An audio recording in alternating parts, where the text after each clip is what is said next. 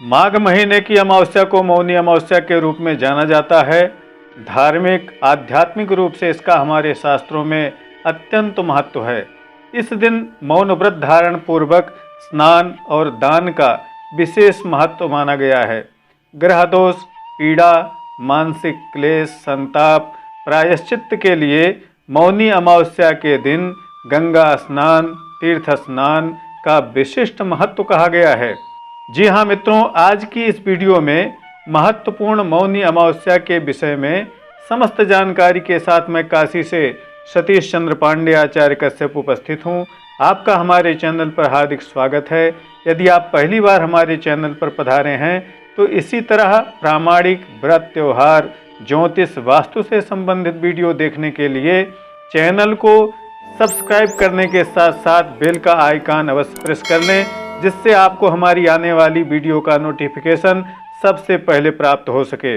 आइए मौनी अमावस्या की समस्त विधि, मुहूर्त, महात्म, महत्व तथा कथा से संबंधित इस वीडियो का शुभारंभ करते हैं। प्रयागे काश्याम दशाश्वमेधे समुद्रे वा मौन व्रताचरणेन स्नानम विधेयम।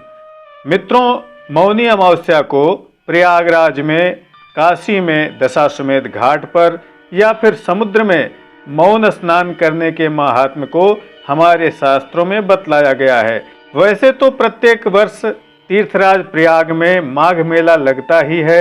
लाखों लोग स्नान, दान, कल्पवास करके अपना इहलोक परलोक संवारते रहते हैं। माघ में तीर्थ स्नान की अत्यंत महिमा कही गई है। प्रयागे माघ मासे तु त्र्यहम स्नानस्य फलम अश्वमेध सहस्रेण तत्फलम लभते भुवि। अर्थात सहस्रों अश्वमेध करने का जो फल है वह माघ महीने में प्रयागराज में मात्र 3 दिन के स्नान से प्राप्त हो जाता है। आइए सबसे पहले इस वर्ष 2021 में मौनी अमावस्या कब पड़ रही है, स्नान दान का उत्तम मुहूर्त क्या है, जानते हैं। माघ कृष्ण पक्ष अमावस्या दिन गुरुवार तारीख 11 फरवरी 2021 को पड़ रही है। इस दिन श्रवण उपरांत धनिष्ठा नक्षत्र, मकर राशि पर चंद्रमा, मकर राशि पर सूर्य तथा मकर राशि पर ही देवगुरु बृहस्पति भी विराजमान रहेंगे। इस दिन प्रातः काल 6:33 तक मकर लग्न भी रहेगी। इस मुहूर्त में स्नान का अनंत गुणा फल कहा गया है। इस दिन संकल्प पूर्वक मौन धारण करके तीर्थ स्नान करें। जल को प्रणाम करके पहले सिर पर लगाएं। स्नान के बाद सूर्य भगवान को अर्घ्य प्रदान करें। सूर्य भगवान को अर्घ्य देने की संपूर्ण विधि यदि आप देखना चाहते हैं तो आई बटन में जाकर आप हमारी पुरानी वीडियो में देख सकते हैं। स्वच्छ वस्त्र धारण करें, तिल से तर्पण करें। इस दिन श्राद्ध की भी विशिष्ट महिमा कही गई है, तो पितरों के निमित्त आप तर्पण और श्राद्ध भी कर सकते हैं। इस दिन क्रोध बिल्कुल न करें, मन को प्रसन्न रखें, शांत चित्त होकर ईश्वर का चिंतन करें, किसी को भला बुरा अपशब्द न कहें। अब आइए मौनी अमावस्या के पौराणिक महत्व के विषय में जानते हैं। मान्यता है कि इसी दिन ऋषि मनु का जन्म हुआ था। उन्हीं के नाम से इसे मौनी अमावस्या के रूप में जाना जाता है। शास्त्रों में कहा गया है कि सतयुग में जो पुण्य तप से मिलता है, द्वापर में जो पुण्य हरि भक्ति से मिलता है तथा त्रेता में ज्ञान से मिलता है, वही सारा पुण्य कलयुग में दान से तथा माघ मास में प्रयाग स्नान से उससे भी अनंत गुणा फल प्राप्त हो जाता है। इस तिथि को पवित्र नदियों, जलाशयों, समुद्र में स्नान की महत्ता कही गई है। अन्न, वस्त्र, धन, गाय, भूमि, स्वर्ण का दान करना चाहिए। गरीबों को अन्न, गर्म वस्त्र, ऊनी वस्त्र, कंबल, जूता आदि का दान अत्यंत पुण्य को देने वाला होता है। मौनी अमावस्या के दिन पीपल वृक्ष की पूजा तथा पीपल के वृक्ष में भगवान विष्णु की प्रतिमा स्थापित करके पूजन करने का अत्यंत फल कहा गया है। यदि आप किसी भी प्रकार की ग्रह बाधा से परेशान हैं तो इस दिन पीपल वृक्ष की परिक्रमा, दीपदान, पूजन आदि करने से ग्रहों के अनिष्ट फल नष्ट हो जाते हैं। ग्रह निवारण के लिए आप आई बटन में जाकर हमारी वीडियो देख सकते हैं। उसमें किसी भी ग्रह के निवारण की सारी विधि बतलाई गई है। आइए अब मौनी अमावस्या की पवित्र कथा का श्रवण करते हैं। बोलिए विष्णु भगवान की जय। प्रसिद्ध कांचीपुरी नामक नगर में देवस्वामी नामक एक ब्राह्मण रहते थे। उनकी पत्नी का नाम धनवती था और उनकी एक पुत्री थी जिसका नाम गुणवती। उनके 7 पुत्र थे। देवस्वामी ने 7 पुत्रों का विवाह करने के पश्चात अपनी पुत्री के विवाह के लिए योग्य वर की तलाशी हेतु अपने बड़े लड़के को बाहर देश भेज दिया। इधर देवस्वामी ने अपनी पुत्री गुणवती की कुंडली एक ज्योतिषी को दिखाई। ज्योतिषी ने गुणवती की कुंडली देखकर कहा कि सप्तपदी होते ही यह कन्या विधवा हो जाएगी। यह बात सुनकर देवस्वामी अत्यंत दुखी हुए और ज्योतिषी से इस योग के निवारण का उपाय पूछने लगे। ज्योतिषी ने उपाय में बतलाया कि सिंघल द्वीपवासिनी सोमा नामक धोबिन को घर बुलाकर उसकी पूजा करने से ही संभव होगा। यह सुनकर देवस्वामी ने अपने सबसे छोटे लड़के के साथ अपनी पुत्री को सोमा नामक धोबिन के घर लाने के उद्देश्य से सिंघल द्वीप जाने के लिए रवाना कर दिया।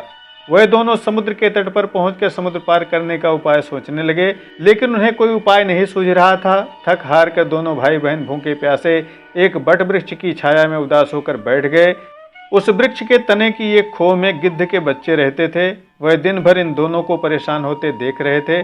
शाम को बच्चों की माँ उनके लिए कुछ आहार लेकर आई और उन्हें खिलाने लगी, लेकिन गिद्ध के बच्चों ने कुछ नहीं खाया और माँ से कहा, इस वृक्ष के नीचे आज सुबह से ही 2 भूखे प्यासे प्राणी बैठे हैं। जब तक वे नहीं खाएंगे हम लोग भी नहीं खाएंगे।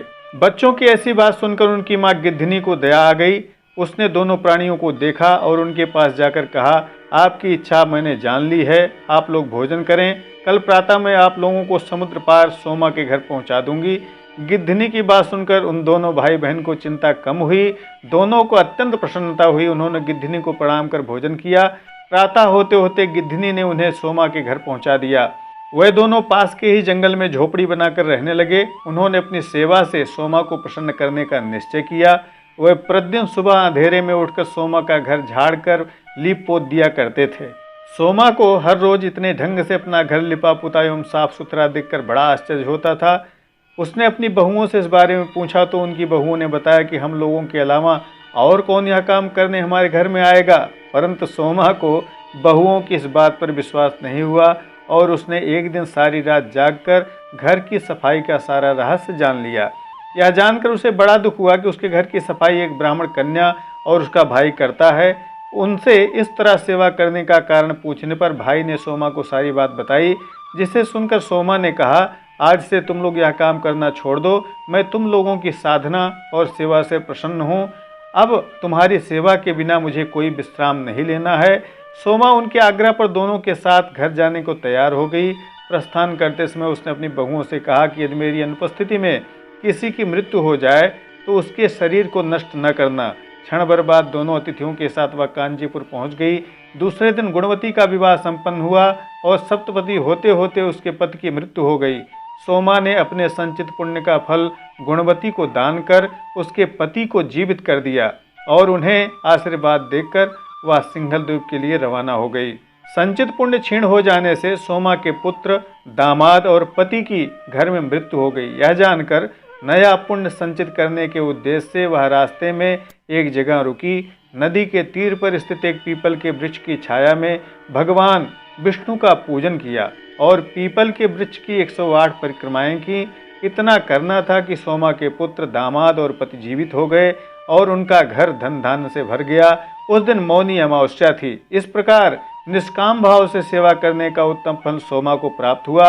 अतः सभी को इसी कथा से ऐसी शिक्षा लेनी चाहिए। यही इस व्रत का लक्ष्य भी है। वीडियो आपको कैसी लगी कमेंट करके जरूर बतलाइएगा। लाइक शेयर अवश्य करिएगा, जिससे अन्य लोगों को भी लाभ मिल सके और आपको पुण्य लाभ हो सके। आप हमसे अन्य सोशल साइट्स पर भी जुड़ सकते हैं। सबकी लिंक आपको इस वीडियो के डिस्क्रिप्शन में मिल जाएगी। शीघ्र अगली वीडियो में पुनः मुलाकात होगी। तब तक के लिए नमस्कार। जय विश्वनाथ।